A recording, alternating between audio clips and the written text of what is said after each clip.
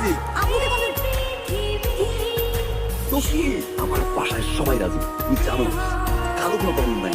এখন সময় হচ্ছে তোমার ফ্যামিলি কনভিন্স করা। যদি তোমার ফ্যামিলি কনভিন্স করে যায় তাহলে বুঝতেছো আমাদের বিয়েটা ফাইনালি হয়ে যাচ্ছে।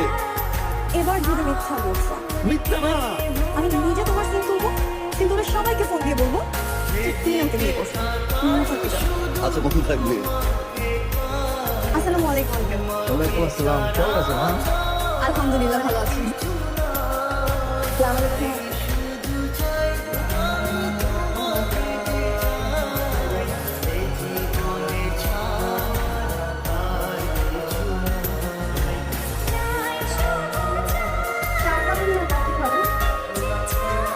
আঙ্কেল ওই মেয়েকে আমার পুত্র বধূ হিসাবে চাই।